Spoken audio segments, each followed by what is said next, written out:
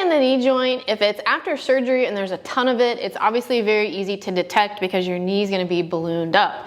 But for more just typical day-to-day aggravation, it may be a little harder for you to know if your knee is swollen. An easy way to tell that is going to be if you feel like there's pressure on the back of your knee when you fully straighten it, or if you feel like there's pressure in the front of the knee when you go to try to bend it all the way. Those are both signs that there's likely some inflammation and swelling inside the knee joint. But what can you do about it?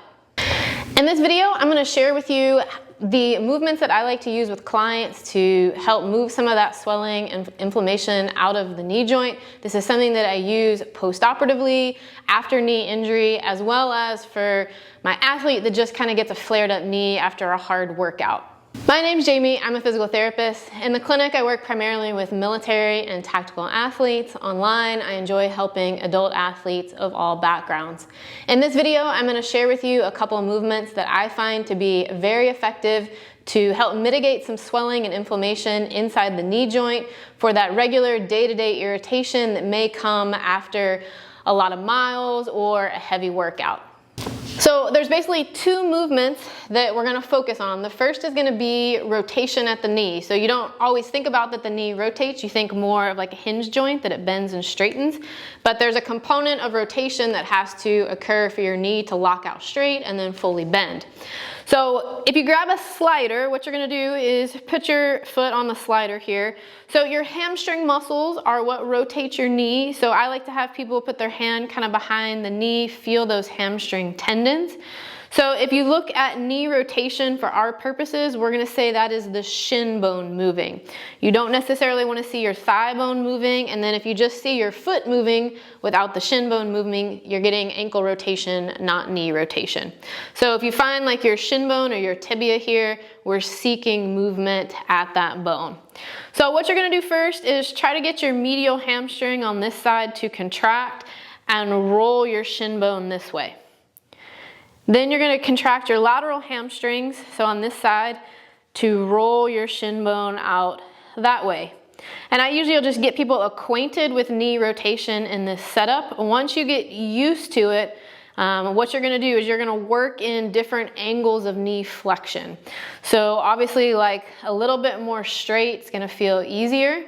And then we're going to work on kind of sliding that heel closer to our butt, hitting rotations that way. If you've got some swelling that's blocking your knee flexion, that's where you'll start to feel a little bit of that pressure in the front of the knee. Once you've hit rotations and varying angles of knee bend, we're then going to couple flexion extension with rotation. That's where the slider comes in.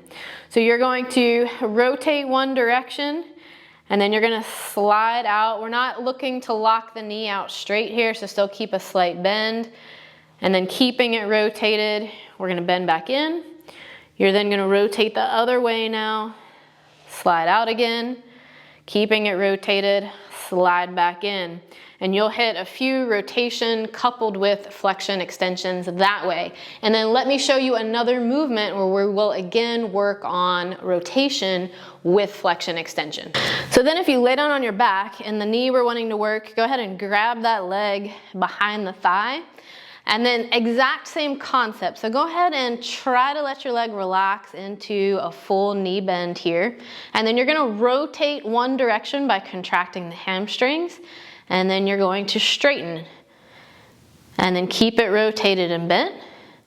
And now rotate the other way.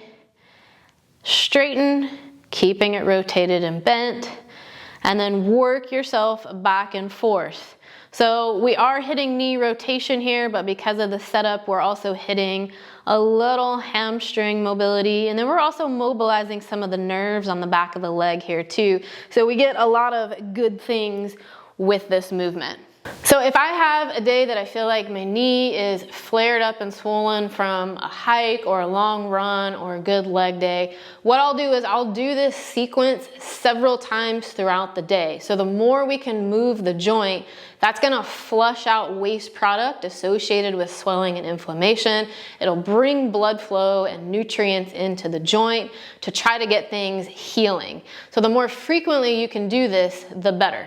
If you found this video helpful, please like it and go ahead and drop a comment below so that I know this is the kind of content that is useful for you.